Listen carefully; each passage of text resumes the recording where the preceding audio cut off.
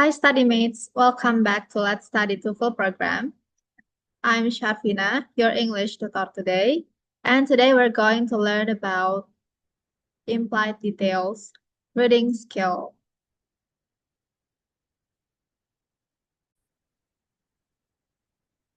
All right, let's make this fun and easy to understand.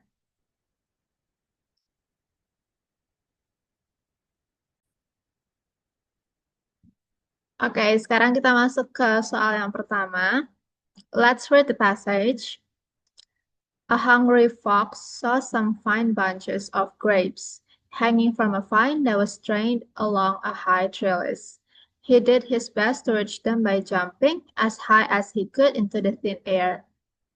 But it was all in vain, for they were just out of reach. So he walked off with his nose in the air, saying, I'm sure they're sour anyway. The question is, what can be implied about the fox's behavior at the end of the story?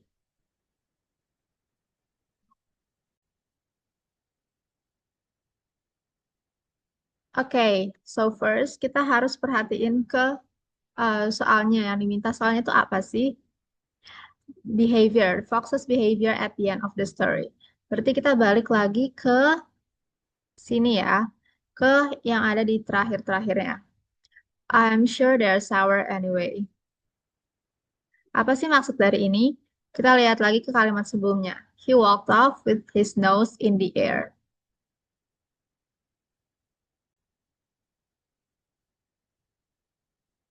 Oke, kenapa si Fox-nya bilang kayak gini? Kenapa dia meyakini kalau si anggur-anggurnya itu asem? Nah, terus kita lihat lagi dari kalimat yang sebelumnya. He walked off with his nose in the air. Ini berarti his nose in the air ini maksudnya apa sih? Ini tuh maksudnya si Fox ini menyombongkan dirinya sendiri.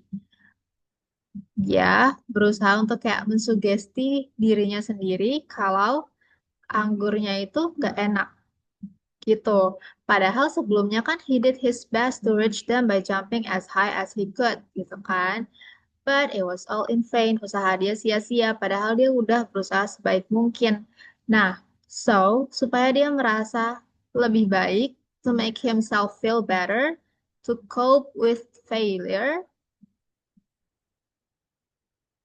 he walked off with his nose in the air, saying, I'm sure they're sour anyway. Dia mensugesti dirinya sendiri supaya dia tidak menyesal. Jadi, yang mana jawabannya?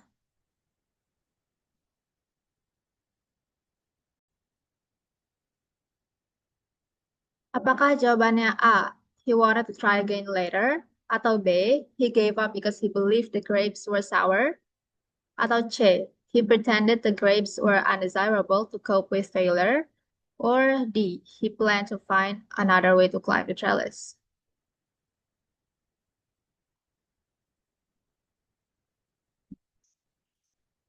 Oke, kita lihat jawabannya sekarang ya. Nah, jadi jawabannya itu C. Seperti yang kita bahas tadi. Oh, wait. I have to erase all this annotation.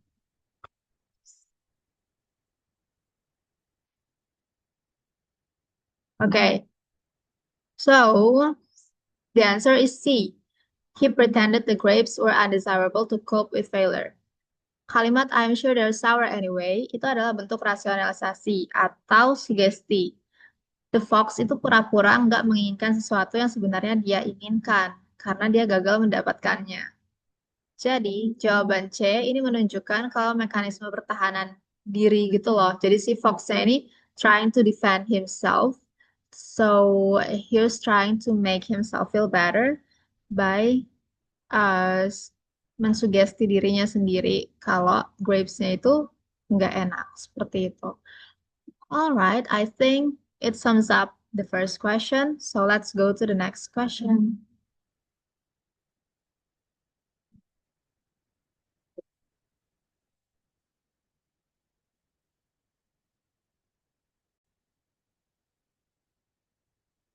Okay, question number 2.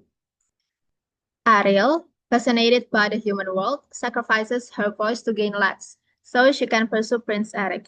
While she's mute, she tries to communicate through gestures and expressions. Though Prince Eric is kind to her, he remains fixated on the voice of the girl who rescued him, a voice that belonged to Ariel, but was now stolen by Ursula. Ini dari cerita uh, Princess Ariel ya. So the question is, what can be inferred about Ariel's sacrifice? Apakah A, she regretted giving up of her voice as soon as she reached the land? Atau B, she underestimated how important her voice was to being recognized? Or C, she believed the prince would know her instantly despite her silence? Or D, she gave up her voice because she feared speaking to humans? Jadi kita perhatiin lagi soalnya ya. Sekarang kita perhatiin. Prince Eric is kind to her, but Prince Eric remains fixated on the voice of the girl who rescued him, a voice that is belonged to Ariel, but now stolen by Ursula. So, despite Ariel's struggle, as we know, Ariel itu kan sacrifice her voice, dan dia berusaha untuk communicate through gestures and expressions. But Prince Eric remains fixated on the voice of the girl who rescued him, which means Prince Eric nggak bisa mengenali Ariel dari gesture dan expressionsnya. Seperti itu. So, what can be inferred? Apakah she regretted giving up her voice? No. Apakah she underestimated how important her voice was to being recognized? Or C or D? Yang jelas ini bukan ya, yang D bukan. She believed the prince would know her instantly, despite her silence. Kalau yang A juga enggak ya. It is not mentioned in the passage. So the answer is either B or C. All right, let's go to the answer. Let's check the answer.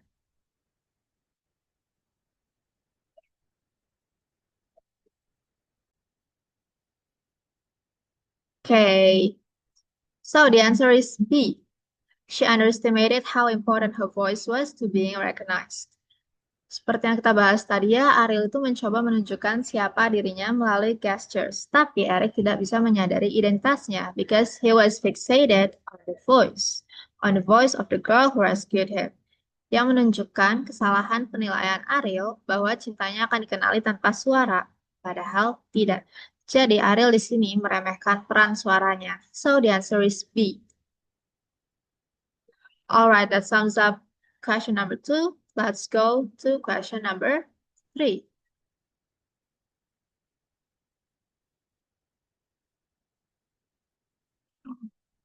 Alright. Question number 3. All summer long, the ant worked hard collecting food and preparing for winter. The grasshopper, meanwhile, sang and danced, mocking the ant for working so hard. When winter came, the ant stayed warm and well-fed, while the grasshopper shivered and begged for food, regretting his lack of preparation. What can be inferred about the grasshopper's view on work during summer? Jadi yang ditanya adalah the grasshopper's view on work during summer. Kita baca lagi. The grasshopper was mocking the ant for working so hard. Padahal saat itu the ant worked hard for collecting food and preparing for winter. So, apakah jawabannya A? He believed that working hard was unnecessary? Or did he plan to work hard in the winter instead? Or was he unaware that winter would come? Or was he secretly envious of the ant? Yang jelas dia bukan ya. He was not envious. He regret his lack of preparation. The grasshopper regret his lack of preparation, but the grasshopper did not envy the ant. Okay. Apakah yang D? He was unaware that winter would come. No. Kenapa enggak? Karena the grasshopper mocked the ant for preparing for winter. So, which means the grasshopper knew that winter is about to come, but he didn't care. So the answer is not C. Oke, kita lihat lagi ke jawaban yang B. He planned to work hard in the winter instead. This is not mentioned in the passage. Gitu ya. All summer long, the grasshopper did sang and danced. But yeah, nggak ada disebutin di passage ini kalau the grasshopper would work hard in the winter instead. So, the answer is A. He believed that working hard was unnecessary. Because, di sini kata kuncinya, he mocked the ant for working so hard. Oke, kita cek lagi jawabannya. Is that true? Oh, wait up. I have to clean.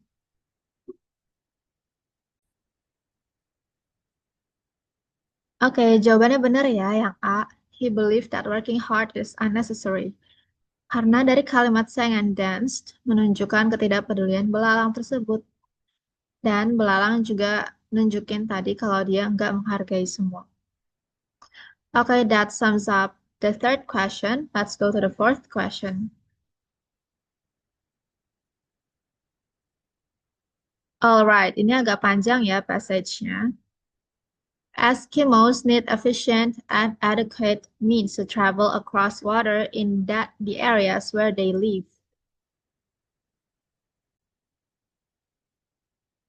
Di sini ada typo sedikit ya tadi. Across, ini harusnya S-nya 2. Oke.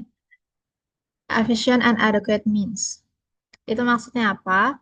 It is something that is both effective in achieving a desired outcome and uses resources in a way that minimizes waste or excess. Oke, kita lanjut dulu baca the whole passage-nya. The areas where they live are surrounded by oceans, bays, and inlets, and dotted with lakes and seas.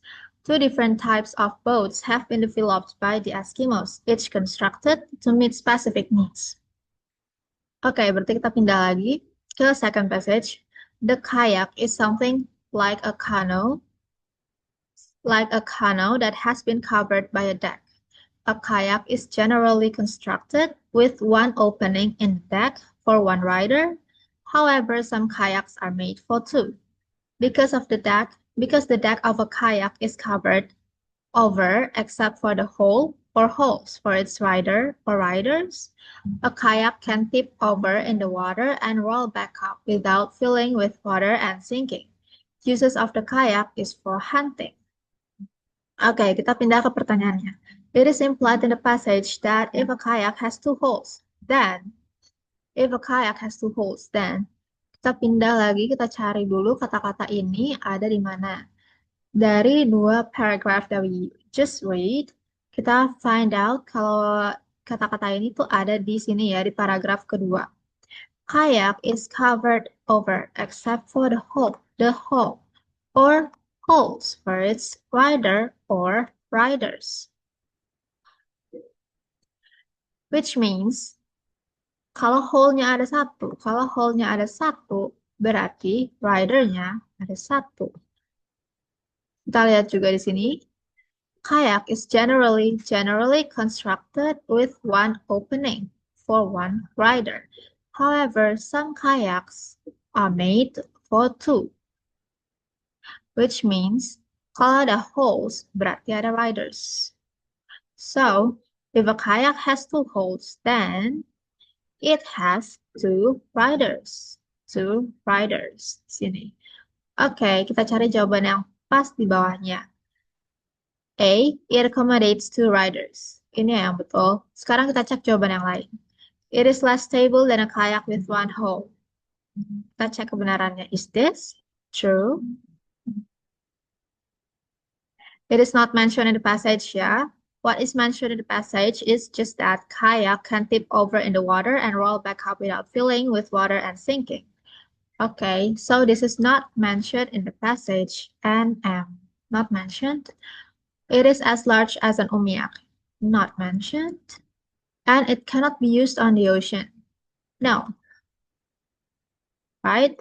Karena di sini tuh kayak itu digunakan di kehidupan orang Eskimo, which is surrounded by ocean, space, and floods.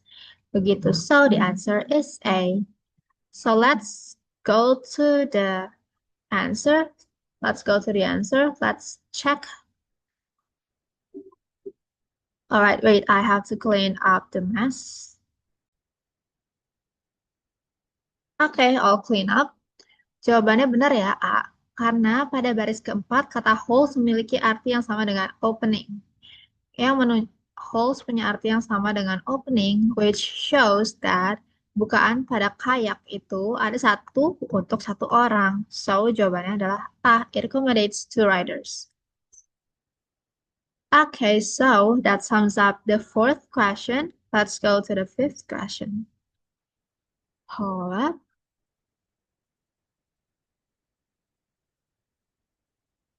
Oke, ini masih lanjutan dari paragraf yang sebelumnya. The umiak is not closed over as is the kayak. Let me turn on the annotation. Instead, it is built to hold 10 to 12 passengers. Berarti umiak itu lebih besar daripada kayak. Kita under itu dulu nih. Umiak is built to hold 10 or 12 passengers. Eskimos have numerous uses for the umiak, which reflect the size of the boat.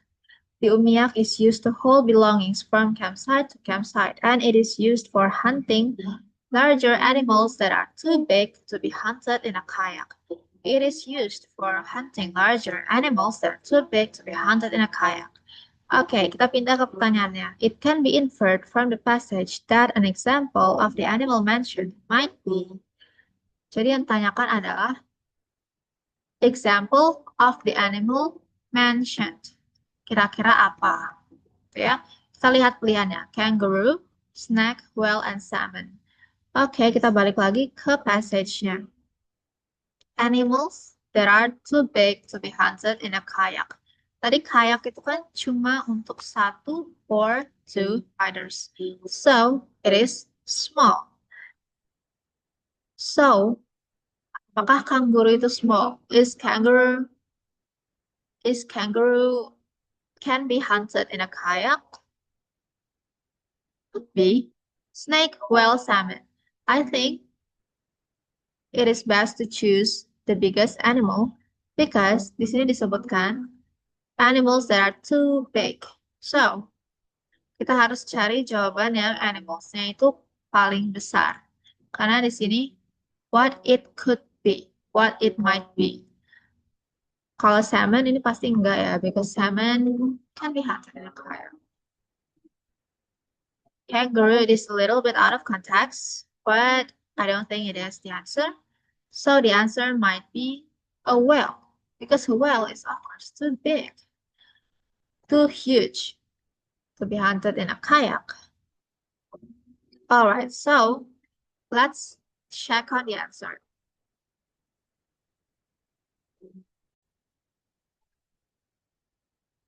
Okay, so benar ya jawabannya C, well. Kata animal yang disebutkan dalam paragraf tersebut merujuk pada animal yang tidak lebih besar dari kayak. So, the answer might be C, a whale. Okay, let's go to the sixth question.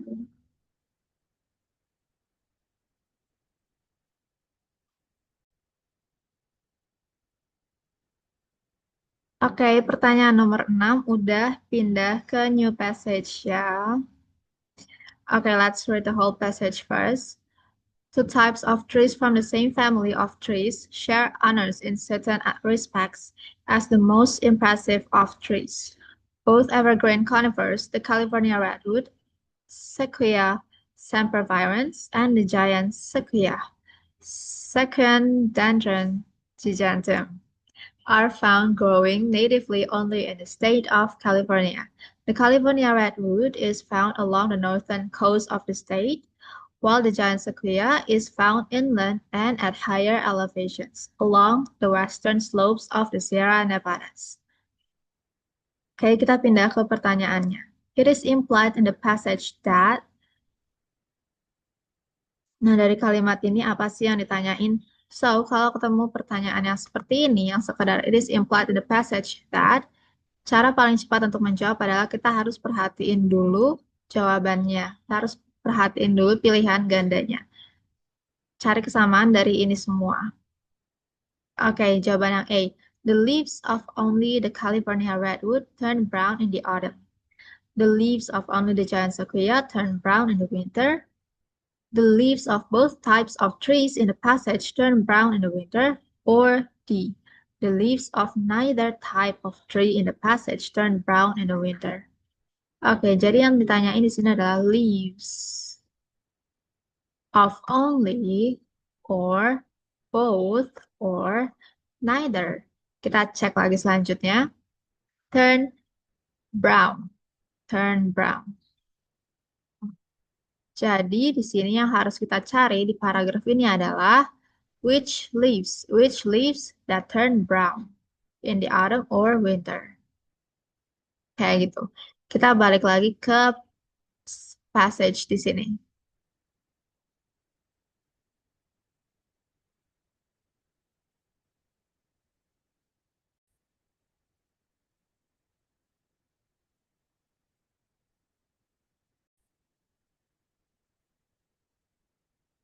Oke, kita cek lagi di sini.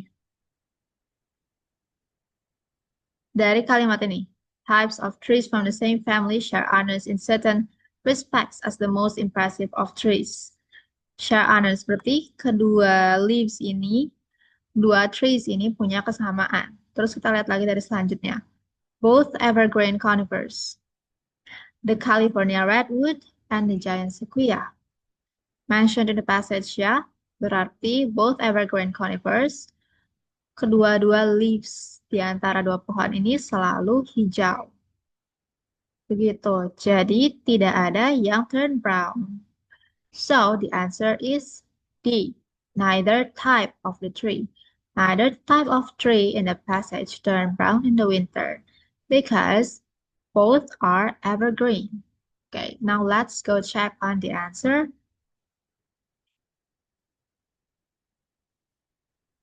Wait up, I have to clean up the mess.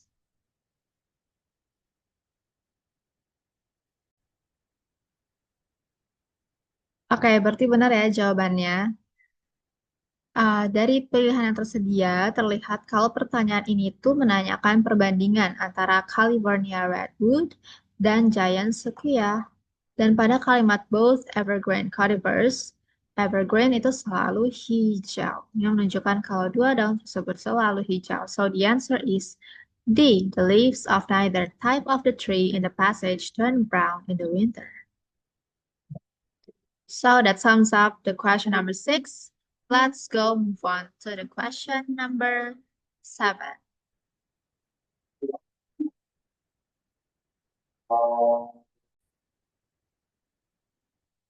Oke, question number 7 masih ngomongin dari passage yang sebelumnya. So, kita pindah ke pertanyaannya aja langsung. It is can be inferred from the passage that Sierra Nevadas are. Jadi Sierra Nevada ini apa? Kita pindah ya. Western slopes of the Sierra Nevada. What is this?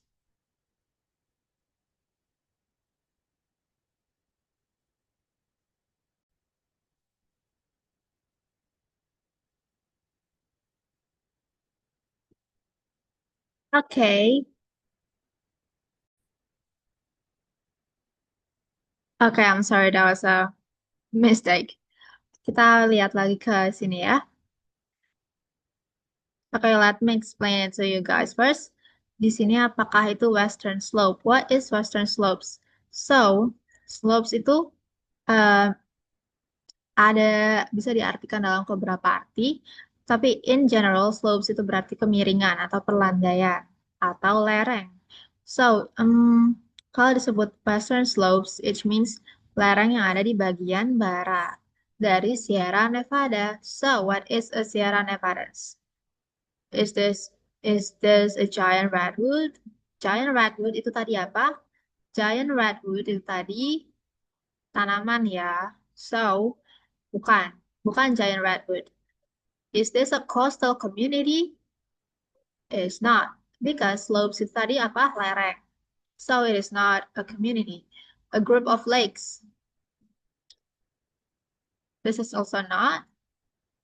Because ini ada di bagian barat. Which means di antara perlandaian ini juga ada bagian yang tinggi. Tidak hanya landai, tapi juga ada yang tinggi. So it is not a group of lakes either. So the answer is D, a mountain range. Sierra Nevadas is a mountain range. So let's go check on the answer. Benar ya, jawabannya mountain range. Okay, wait up. I have to clean the mess. Okay, let's go to question number 8. Oke, ini passage-nya lanjutan dari yang tadi ya. Kita baca dulu. The California redwood is the tallest living tree and is in fact the tallest living thing on the face of the earth. The height of the tallest redwood on record is 300, 385 feet or 120 meters. Though not quite as tall as the California redwood, with a height of 330 feet or 100 meters, the giant sequoia is nonetheless the largest and most massive of living things. Giant sequoia at more than 100 feet or 30 meters around the basic, with weights of more than 6,000 tons. Jadi, dari sini sekilas bisa kita infer from the passage that giant sequoia itu benar-benar huge and big and heavy gitu ya, compared to the California redwood. Walaupun California redwood itu higher than giant sequoia. So the question is, which of the following is implied in the passage? Is the giant sequoia taller than the California redwood? No. California redwood itu tallest.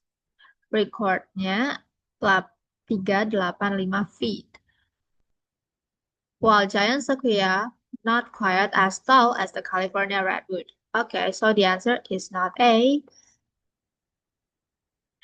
Oke, kita pindah ke answer B. The California redwood is not as big around as the giant sequoia.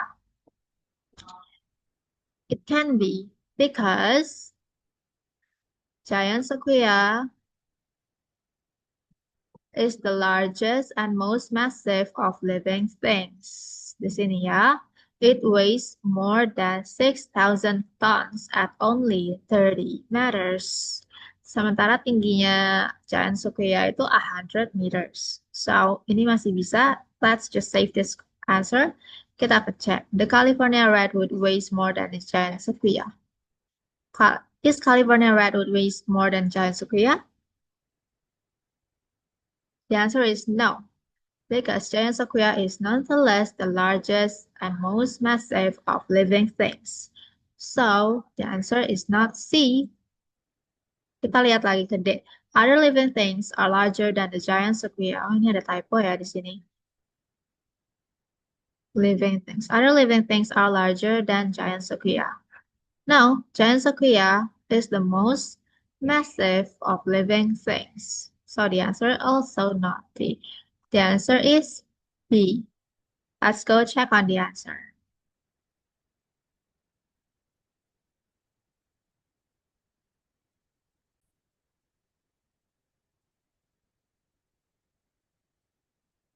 Oke, benar ya, jawabannya adalah B. The California redwood is not as big around as the giant sequoia.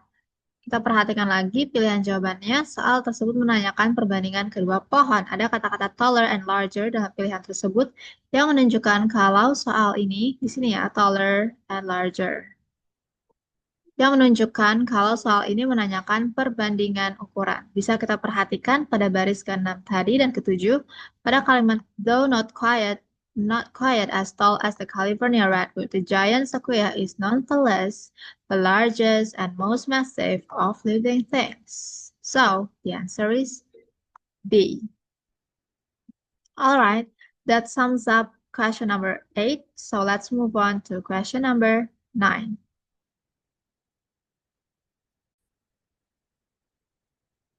Oke, question number 9. Kita udah pindah ke new passage lagi. Let's read the passage first. Dumbo is mocked by other elephants because of his large ears. After being separated from his mother, he is left to train as a clown. It is not until he accidentally discovers he can fly using his ears that others begin to admire him. Ironically, the feature once seen as a flaw becomes the very thing that brings him fame. What can be inferred about the theme of the story? Ini pertanyaannya agak beda ya. Yang ditanyakan adalah tema dari cerita ini. Oke, apakah yang untuk menyelesaikan soal seperti ini kita harus melihat ke jawabannya terlebih dahulu. Apakah pilihannya A, intelligence is more valuable than appearance, or B, being unique can be an advantage, not a weakness, or C, friends are more important than success, or D, it is better to stay silent in the face of criticism. Oke, berarti kita ngelihat dari kalimat yang ini ya. It is not until he accidentally discovered that he can fly using his ears that others began to admire him. Dan di sini juga diperjelas ya, the feature that once seen as a flaw becomes the very thing that brings him fame. So, the answer is not A. Intelligence is more valuable than appearance. Bukan ini ya. Karena we're not talking about intelligence di sini. Apakah yang B? Being unique can be an advantage, not a weakness. Kita simpan dulu. Ini bisa jadi. Oke, D. Kita pindah ke C. Sorry. Friends are more important than success. Is that? Ini enggak ya, because we're not talking about friendship di sini. We're not talking about friendship, so kita pindah ke jawaban D. It is better to stay silent in the face of criticism. Now, even after Dumbo nggak membalas kritisismnya, tapi bukan ini ya, temanya bukan yang ini, bukan better to stay silent though. Yang harus kita perhatikan adalah the feature once seen as a flaw becomes the very thing that brings him fame. So the answer is B. Being unique can be an advantage, not a weakness. So, okay, let's go check on the answer. Wait, I have to clean up the mess first. Guys.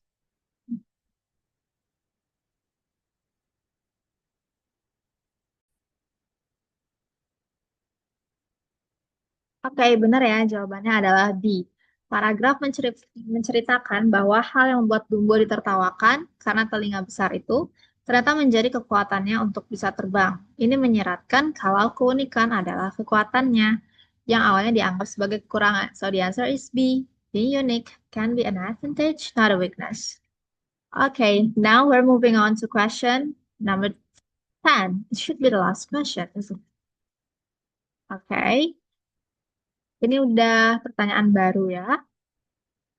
Let's read the whole passage first. Pandora, the first woman on earth, was given a box or a jar by the gods with strict instructions never to open it. But curiosity consumed her. When she finally opened the box, all the evils of the world escaped. Sickness, sorrow, greed, and pain. Ini N ya. Pada typo di sini, only hope remained inside after she hurried to close the lid. Which can be implied about the role of hope in the story. Oke, sini a box. When she opened the box, and all the evil of the world escaped. Apa aja? Sickness, sorrow, greed, and pain. Only hope remained inside. after she hurried to close the lid. What can be implied about the role Hope in the story? Oke, kita cek pertanyaan. Kita cek jawaban yang A. Hope was considered dangerous like other devil. No. Why? Because everyone escaped except him. Everyone escaped in his except Hope. So, Hope is not dangerous. No. Hope was too weak to escape the box. Is this mentioned in the passage? No. But let's just skip it. Oke, kita jawaban ke yang C. Hope was meant to comfort humanity and amid suffering. Is this the question? Is this the answer? Oke, nanti dulu, ini kita save dulu, ini kata save dulu. Let's move ke D. Hope was an afterthought by the gods. Is this mentioned in the passage? No. Nggak ada keterangannya ya kalau hope was an afterthought by the gods. Oke.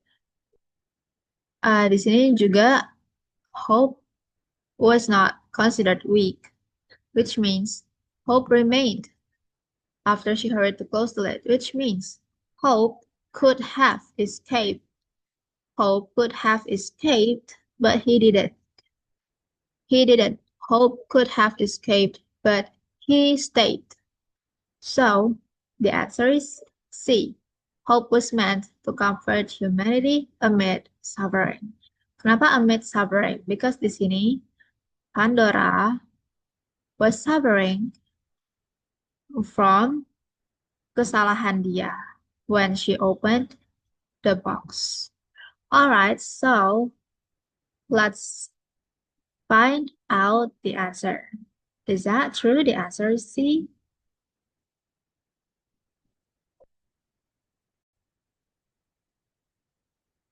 Oke, betul ya. Jawabannya C. Hope was meant to comfort humanity amid suffering.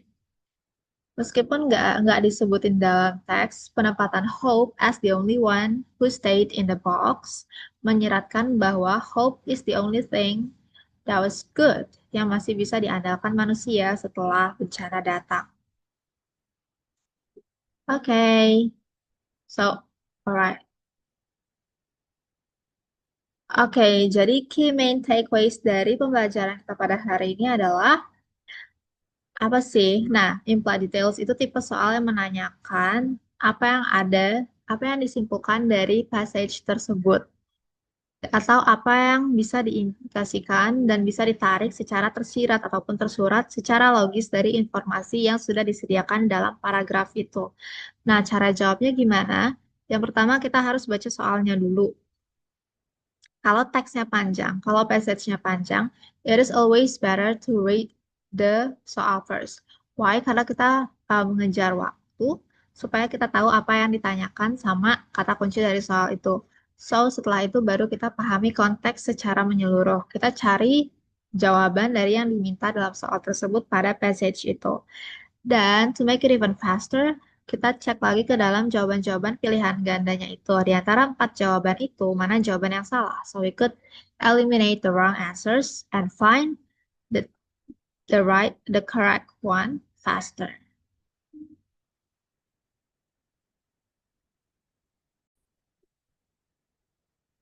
Alright, awesome. That's all for this video. Keep practicing and don't forget consistency is the key.